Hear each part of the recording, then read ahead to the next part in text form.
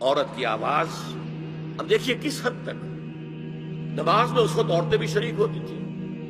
اگرچہ حضور نے فرمایا مردوں کی صف بہترین سب سے آگے والی ہے اور سب سے بری صف سب سے پیچھے ہے، کیونکہ اس کے پیچھے پھر عورتوں کی صف ہوتی تھی. اور عورتوں کے لیے سب سے اچھی صف سب سے پچھلی والی ہے اور سب سے بری سب سے آگے والی ہے. سب سے آگے والوں کے سامنے پھر مرد ہوتے تھے، ان کی پشت ہوتی تھی. تو اسی طریقے سے اگر غلطی کی ہے تو مرد جو ہے کہے گا سبحان اللہ. امام سے غلطی ہو گئی ہے، مرد کیا کہے گا؟ سبحان اللہ. عورت کیا کرے گی؟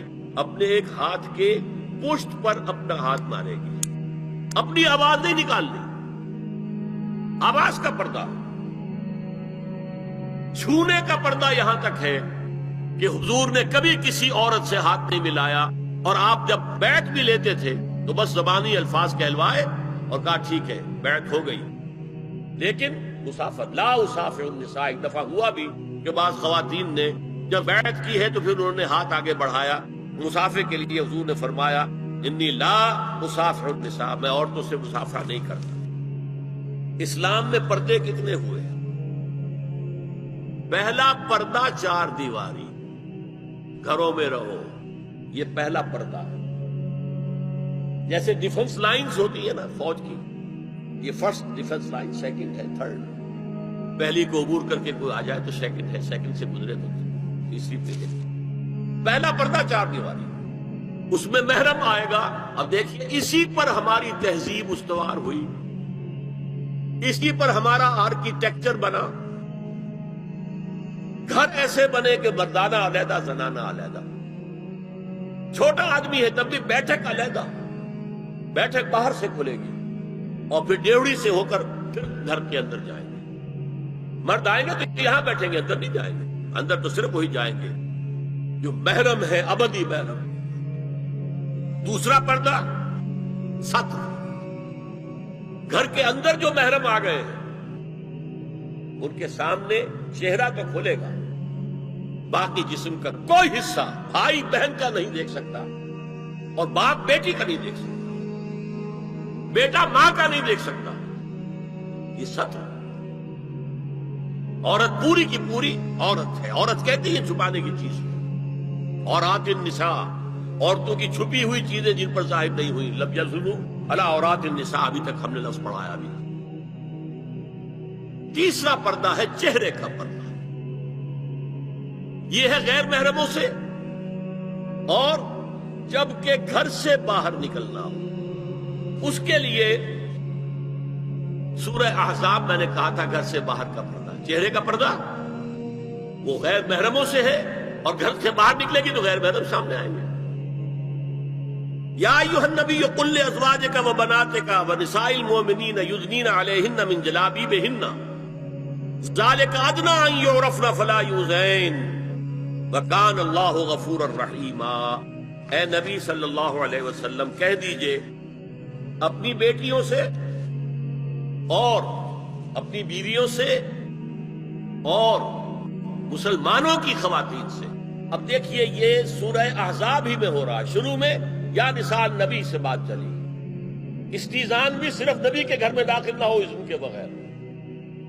آگے چل کر سورہ احزاب ہی میں عام بھی کر دیا. قل لازواجک وبناتک ونساء المؤمنین، کہہ دیجئے اپنی بیویوں سے، اپنی بیٹیوں سے اور اہل ایمان کی خواتین سے، یدنین علیہن من جلابیبہن، کہ وہ اپنے چہروں کے اوپر اپنی جلباب کو لٹکا لیا کریں، چہرہ چھپ جائے. اب اس کی تفسیر میں چاہتا ہوں کہ آپ کو جو مختلف مفسرین نے کی ہے وہ آپ کے سامنے میں رکھوں. حضرت عبداللہ ابن عباس نے اس آیت کی جو وضاحت فرمائی ہے اسے حافظ ابن کثیر نے اپنی تفسیر میں اس طرح نقل کیا ہے.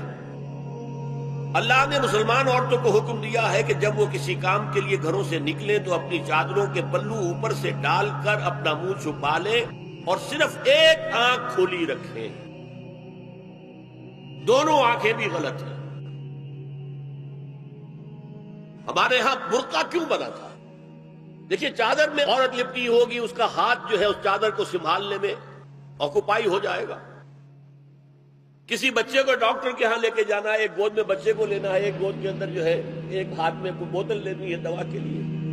وہ کیسے کرے گی؟ برقع ضرورت کی ایجاد ہے جو ہوا ہے، اور اس کے آگے آپ کو معلوم ہے پچھلے برقعوں میں جالیاں لگی ہوتی تھی کہ نگاہوں سے بھی براہ راست سامنا نہ ہو، کس اعتبار سے وہ جالی ہوتی، اور اب بھی ضرورت اس بات کی ہے ایک آنکھ، اور یہ میں نے اپنی آنکھوں سے دیکھا، اور سن لیجئے ابن جریر اور ابن منذر کی روایت ہے کہ محمد بن سیرین یہ ایک تابعی ہیں نے حضرت عبیدہ السلمانی سے اس آیت کا مطلب پوچھا، انہوں نے جواب میں کچھ کہنے کی بجائے اپنی چادر کو اس طرح اوڑھا کہ پورا سر اور پیشانی اور پورا منہ ڈھانک کر صرف ایک آنکھ کھلی رکھی۔ میں نے شروع میں کہا تھا ہمارے نزدیک اسلام دین ہے، صرف مذہب نہیں، اسلام قرآن اور سنت دونوں پر مبنی ہے، صرف قرآن پر نہیں، اور قرآن میں تعویل خاص کے بعد تعویل عام ہے، الاعتبار لعموم لفظ لا لخصوص سبب۔ اور سنیے ابو بکر بن عبداللہ ابن عربی نے یدنین علیہن من جلابیبہن کا مفہوم من الفاظ میں بیان کیا ہے، تغطى به وجهها حتى لا يظهر منها الا عينها اليسرى، کہ عورت اپنی چادر کو پورے وجود پر ڈھانپ لے اور اس طرح چہرے کو بھی ڈھانپے کہ صرف بائیں آنکھ کھلی رہے۔ علامہ حمید الدین فراہی کو نظم قرآن کے فہم میں خصوصی مقام حاصل تھا، انہوں نے حجاب کے بارے میں اپنے ایک مکتوب میں ہاتھ اور چہرہ کھلا رکھنے کو جائز قرار دینے کے موقف کے بارے میں لکھا ہے کہ میری رائے میں نظم قرآن پر توجہ نہ کرنے سے یہ غلط فہمی پیدا ہوئی ہے۔ وہی بات کہ سورہ احزاب میں گھر سے باہر کا پردہ ہے اور سورہ نور میں گھر کے اندر کا پردہ ہے۔ بہرحال الحق احق بان یتبع، حق جو ہے وہ اس کا زیادہ حقدار ہے کہ اس کی پیروی کی جائے۔ میں اس مسئلے پر مطمئن ہوں اور میرے نزدیک اجنبی سے پورا پردہ کرنا واجب ہے، اور قرآن نے یہی حجاب واجب کیا ہے جو شرفاء میں مروج ہے، بلکہ اس سے بھی قدر زائد ہے۔ مولانا فراہی کا یہ مکتوب ماہنامہ حیات نو بلیریا گنج انڈیا کے اکتوبر سن 92 کے شمارے میں شائع ہوا ہے۔ یہ ہے علماء کی رائے، یدنین علیہن من جلابیبہن، یہ کر کے دکھاتے تھے لوگ، اس طریقے سے چادر اوڑھ لیا جائے کہ صرف ایک آنکھ کھلی رہے۔ اسی میں ایک اضافہ کیجئے اس بات کا کہ حضور نے کئی حضرات سے یہ کہا، کہیں وہ رشتہ کر رہے تھے، کہ آپ نے ایک نظر دیکھ لیا ہے۔ اب اگر یہ ایک نظر دیکھنا اس کی اتنی اہمیت ہے تو اس کا کیا مطلب ہے؟ اگر تو صورتحال یہ ہوتی کہ ہر وقت چہرہ کھلا ہے، آ رہے جا رہے، تو ایک نظر دیکھنے کی کیا ضرورت ہے؟ وہ تو دیکھا دکھایا ہے۔ زمانہ آیا ہے بے حجابی کا، عام دیدار یار ہوگا، سکوت تھا پردہ دار جس کا، وہ راز اب آشکار ہوگا۔ تو ظاہر بات ہے وہاں پردہ ہو گیا تھا، تبھی تو تھا کہ ایک نظر دیکھ لے۔ آپ نے پوچھا ایک صحابی سے کہ رشتہ کہاں کیا؟ وہاں کیا ہے، تم نے ایک نظر دیکھ لیا ہے؟ اس خاندان کی آنکھوں میں کچھ ہوتا ہے، دیکھ لو، بس ایک نظر دیکھنا اس کی اجازت۔ تو یہ اجازت ہونا اس کا خود ثبوت ہے کہ عام حالات میں عورت جو ہے وہ دکھائی نہیں دیتی تھی، بلکہ وہ پردے میں رہتی تھی۔ جدید تعلیم یافتہ دانشوروں کی منافقت، وہ کہتے ہیں یہ پردہ وردہ سب مولویوں کی ایجاد ہے، کبھی کہہ دیتے ہیں یہ تو ہندوستان میں راجپوتوں کا پردہ ہوتا تھا تو مسلمانوں نے یہاں یہ پردہ ایجاد کر دیا۔ میں نے دیکھا ہے عرب کی بدو خواتین کو مکے سے مدینے جاتے ہوئے نظر آتی ہیں، ایک خاتون اونٹ کی پوری قطار لے کر جا رہی ہے، ہاتھ میں لاٹھی ہے، پورا مکمل پردہ، چہرہ چھپا ہوا، آنکھوں کے اوپر بھی کوئی انہوں نے وہ حجاب سا بنایا ہوتا ہے خاص چھجا سا، اور ہاتھوں میں دستانے، پاؤں میں جرابیں۔ یہ کون سے راجپوتوں کا پردہ عرب کی ریگستانوں میں پہنچ گیا؟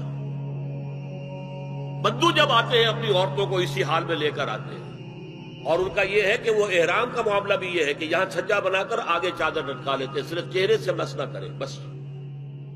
اور وہ پھر اپنی خواتین کو جب طواف کراتے ہیں تو ان کے گرد گھیرا ڈال لیتے ہاتھ سے ہاتھ پکڑ کر، تاکہ کسی اور کے ساتھ ان کا نہ کندھا لگے اور نہ کوئی اور جسم کا حصہ بس۔ یہ پردہ وہاں کہاں سے آ گیا؟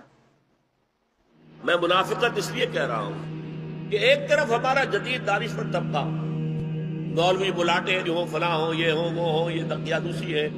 علامہ اقبال کا حال کیا ہے وہ سن لیجئے آپ۔ انگریز سرکار لارڈ ولنگٹن کے زمانے من جملہ دیگر شرائط کے ایک شرط یہ بھی تھی کہ تمام سرکاری تقریبات میں بیگم اقبال ان کے ہمراہ ہوں گی۔ علامہ اقبال نے یہ کہہ کر اس پیشکش کو ٹھکرا دیا، بے شک میں گناہگار مسلمان ہوں اور اعمال کے اعتبار سے مجھ سے بہت سی کوتاہیاں سرزد ہوتی ہیں، تاہم میں اتنا بے غیرت نہیں ہوں کہ محض ایک سرکاری عہدے کی خاطر اپنی بیوی کو بے پردہ کر دوں۔